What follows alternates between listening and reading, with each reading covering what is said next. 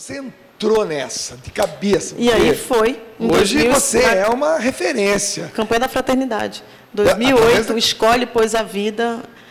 Nós conseguimos, no Rio de Janeiro, fazer palestra, eu digo por mim, nos números, foram 3.700 jovens que eu levei o vídeo, falava, denunciava, explicava o que era. Ou seja, deixa eu só frisar outra coisa maravilhosa. Muitos de nós, infelizmente, não damos a verdadeira importância àquele período da Quaresma, onde, de uma maneira muito intensa, se lança e acontece a campanha da fraternidade, com aquele determinado tema. É claro que a campanha não é só nos 40 dias da Quaresma, é o ano todo, até a próxima inspiração, o próximo tema. E justamente, duas coisas que me chamou a atenção na sua vida. Primeiro, que o seu encontro pessoal foi através do curso de Crisma e do momento do Crisma. Segundo, que o seu ministério principal, você descobriu dentro da campanha da fraternidade. É uma coisa muito interessante que eu até então não tinha ouvido e que agora me chama a atenção para valorizar ainda mais essas duas situações que existem na nossa igreja. Muitas vezes o seu filho ali com 13, 14 anos, tal, você começa a levá-lo ao curso de Crisma, mas pela própria idade de 13, 14, 15 anos, ele sabe que é uma idade difícil para os filhos que estão aí confrontando os pais. Podemos até imaginar se essa realmente é a fase boa para se fazer um curso como esse, mas muitas vezes passam por esse curso sem dar a devida importância. E no seu caso, não, você teve a sua experiência pessoal com Deus no Crisma e descobriu o seu ministério na campanha da fraternidade. Isso é um dado importante, Timar. E sobre o ministério dela, Dunga, é de tamanha importância e tem uma relevância tão grande, ainda mais nos dias de hoje, porque as pessoas podem imaginar, não, defender a vida todo mundo quer. Tipo assim, é óbvio que a gente não quer aborto, mas existem sim organizações que querem um aborto. Existem sim movimentos políticos que querem um aborto. Interesses escusos. Existem interesses financeiros, ideológicos, políticos e sociológicos em cima do tema. Então, não é algo óbvio. A população brasileira, dado o último IBGE, 82% da população brasileira rejeita o aborto, não quer o aborto legalizado. Por que essa 88%? 82%. 82%. Então, por que o aborto ainda é um tema que vem tanto em discussões? Porque existem organismos fortes e instituições fortes por trás São disso. minorias, porém poderosas financeiramente, que financiam instituições abortistas, ONGs abortistas. Então, a coisa é muito grande e tem uma dimensão política muito grande. Por exemplo, aquela vez que veio aquele advogado no PHN, o Paulo, exatamente. Paulo Fernando. Ele denunciava o que aconteceu no caso do aborto daquela menina em Alagoinhas, que infelizmente foi conivente ao aborto, ali os pais dos gêmeos que ela tinha engravidado do padrasto, né? Então ele denunciou aqui que aquelas instituições todas feministas e tudo mais foram atrás, porque eles não queriam só o aborto daqueles gêmeos, eles queriam uma vitória política. Então é muito significativo. Existem organizações, inclusive internacionais, que injetam dinheiro no Brasil, que pagam lobby abortistas para que o tema seja levado à frente no Senado, nos parlamentos brasileiros. Então, o povo não quer. Isso já é comprovado. Né? A grande massa acha isso um absurdo, realmente. Porém, eles vêm debaixo do pano, através de propostas, são leis que são aprovadas na surdina, nas madrugadas, em sessões esvaziadas. Se a gente não tivesse, e hoje a gente tem que reconhecer, os deputados católicos e evangélicos lá dentro... E aí vem a importância da política bem feita, e aí vem a importância de você escolher bem o seu candidato, de você estar acompanhando o trabalho dele, porque quem vai votar sim ou não, não é o Tiba e não é o Dunga. É o deputado federal. Eles teriam que representar a maioria, Exatamente. Mas nesses casos eles não representam. Aí a gente precisa cobrar. Se não fosse a bancada católica, evangélica e a espírita também, que eles trabalham contra, o aborto já teria sido legalizado no Brasil. Então, a união desse povo de fé lá dentro precisa acontecer e nós precisamos perceber a importância de colocarmos pessoas do bem lá dentro, essa rede do bem que nós conhecemos. E um outro dado, para fechar aqui, que terminaria com toda a discussão: a vida começa na concepção. 7º conclave da Federação Brasileira das Academias de Medicina, que foi realizado no Brasil em 98, a Federação Brasileira declarou: a vida começa na concepção, na união do espermatozoide com o óvulo. E só este dado já faria cair por terra toda a trama para legalizar o aborto no Brasil. Mas só que, por ter esses interesses financeiros e ideológicos por trás, isso ainda não acontece. Legalizaram em Portugal, com aquele discurso: não, porque vamos diminuir os abortos clandestinos, vamos diminuir o número do aborto. Agora eles estão lá denunciando, estão querendo rever a lei, porque aumentou drasticamente, mais de 300% o número de abortos em Portugal. 300%? Mais de 300% o número de abortos em Portugal. E o número continua crescendo. Eles estão assustados, estão querendo rever a lei, e é esse tipo de lei que eles estão querendo implantar no Brasil. É aborto, mas é assassinato de vida. E não é assassinato de vida qualquer, assassinato de vidas inocentes e indefesas. É isso aí.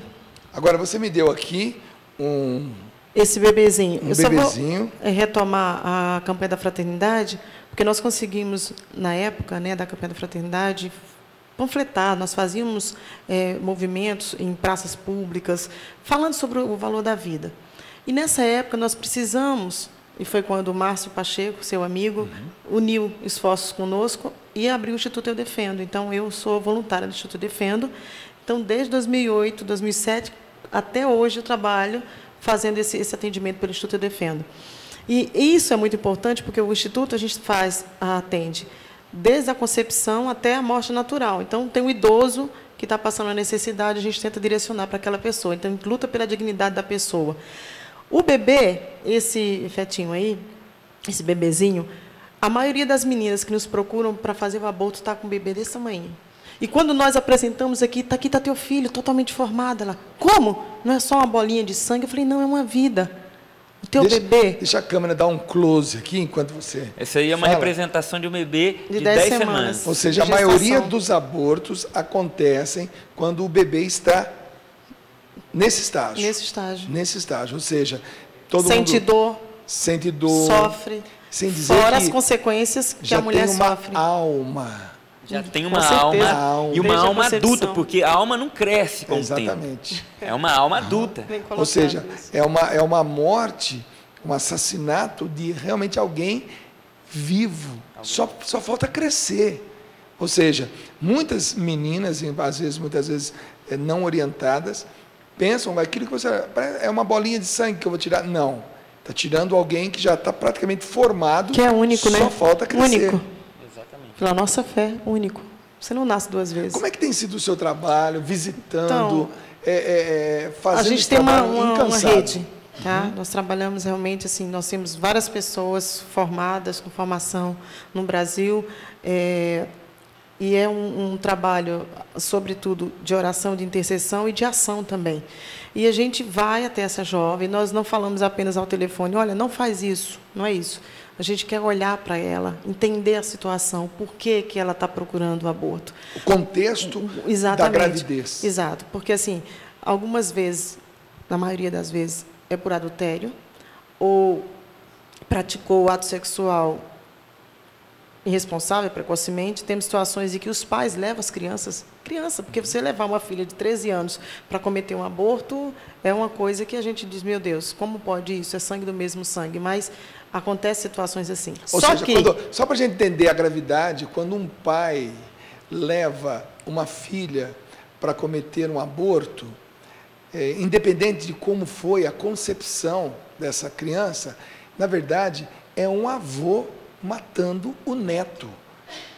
Porque quando a gente não dá a ênfase, nós ficamos insensíveis. É um pai preocupado com a filha, que afinal de contas sofreu um estupro e agora... Não. Vamos deixar essas desculpas do lado e vamos entender que é um avô levando o neto para ser sacrificado. Há um pai levando uma filha para cometer um assassinato. Os traumas que ficam nessa menina e nessa família... Tem chamada síndrome da depressão pós-aborto, que foi o que eu vivi e sofri durante mais de 20 anos. São essas sequelas que ficam dentro da gente. E você não fica, não odeia uma pessoa, você passa a odiar todo mundo, porque foi conivente com isso. Então, a probabilidade dessa jovem ter essa rejeição pelo pai, pela mãe, olha, se as pessoas que poderiam me proteger não me protegeram, quem que eu vou pedir ajuda? Né? Então, assim, nós conseguimos, pela graça de Deus somente, reverter 99%, a gente só não consegue quando a gente não tem contato direto com essa jovem. Mas, às vezes, até pelo telefone, tem mais de 20 crianças que a gente conseguiu pelo Instituto nesse inteirinho de 2008 para cá. Né? Mas nós temos um movimento Provida no Brasil há mais de 40 anos, que foi fundado pelo Monsenhor Ney Saerpe.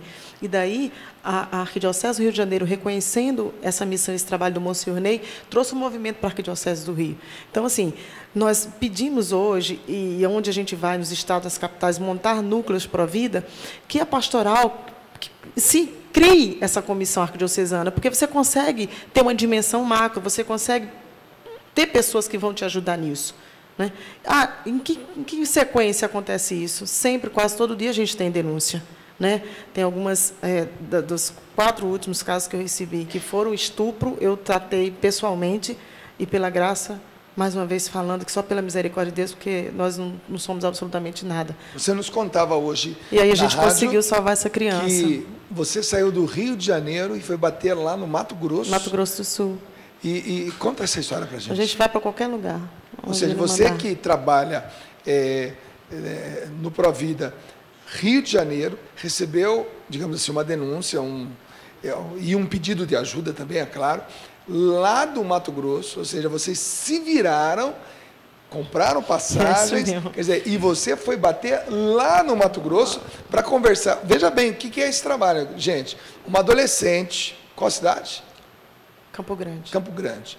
Uma adolescente lá em Campo Grande, no Mato Grosso, convoca, através de pessoas, amigos, parentes, não sei, a Maria José sai do Rio de Janeiro. Interessante que, nessa hora, as pessoas têm que comprar uma passagem de avião, sei lá, R$2.000, dividir isso, se vira, mas vai bater lá para conversar, tete a tete, tu a tu, face to face, ali, ó, na cara a cara, para tentar fazer com que essa adolescente, independente do que aconteceu, não mate a criança que está no seu ventre, que está desse jeitinho, como está aqui na palma da minha mão, aqui assim, ó. Então, quer dizer, é um trabalho fantástico. E hoje você dizia isso no rádio para nós. Como é que foi essa história? Esse bebê estava com 4 meses de gestação. 4 meses? Eu levei uma maquete desse tamanho, assim. Falei, olha, teu filho está assim. Maior que a minha mão. Maior do que a sua mão. Uhum. Aí ela, como? Falei, não te falaram isso? Porque ela foi vítima também de violência, só que foi pelo próprio pai. Uhum. É uma monstruosidade, mas isso aconteceu. E aí ela já estava com o aborto marcado para o dia seguinte, 9 horas da manhã. A criança tinha hora para morrer. Não fosse a gente se unir em oração, em esforços. Ela estava com o aborto marcado. Marcado com Ou tudo. seja, você saiu às pressas do Rio de Janeiro. Fui de madrugada. E aí nós ficamos de prontidão, acionei os meus irmãos do Ministério da Renovação Carismática, que tem feito assim, muita diferença. A Arquidiocese nos ajudou, a gente entrou com a habeas corpus, enfim, a gente tenta, por tudo, respaldar para que aquela criança não seja morta, né? Mas foi nesse contato pessoal que eu falei, está aqui seu filho. Ela, já está assim? Eu digo, já não tem a menor diferença entre você matar esse bebê que está no teu ventre e a tua filha, que já era, inclusive, do pai dela. Esse caso ficou conhecido aí na mídia, como eu falei de manhã. E essa criança, com a graça de Deus, ela já está com uns quase 7 meses, conseguimos ajudar, juntar todo mundo, a Elba e os voluntários, Provida. Esse final de semana do ENF, que teve o encontro da renovação em Lorena, a gente mandou enxoval, tudo que é mais especial, e a gente está ajudando essa família, amparando. Mais uma vez você citou o nome da Elba, ou seja, a Elba Ramalho. Está bem presente. Ela está de maneira efetiva sim. Trabalhando com vocês Sim. nesse movimento. É muito bom você saber, volto a dizer, dia 6 de março, a Elba Ramalho estará aqui no programa, A Elba Ramalho, que eu conheci, que dancei ao som das músicas dela, mas a Elba também tem vivido uma experiência marcante, profunda com Deus, e tem sido uma das pessoas, assim, junto com a Maria José, batalhadoras nesse trabalho incansável em defesa da vida. Em defesa da vida. E essa criança a gente conseguiu, e aí já vieram outras situações, inclusive uma na Bahia, que a Elba estava lá de férias, eu vou lá. Falei, não, eu consegui pelo telefone convencer essa jovem também, outra jovem que veio, ficou um mês no Rio de Janeiro, se relacionou com um homem casado, descobriu a gravidez 2 meses depois, quando voltou para a terra dela. E muitas dessas adolescentes... E aí tentou matar o neném, fez o uso da pílula abortiva e não conseguiu, graças a Deus.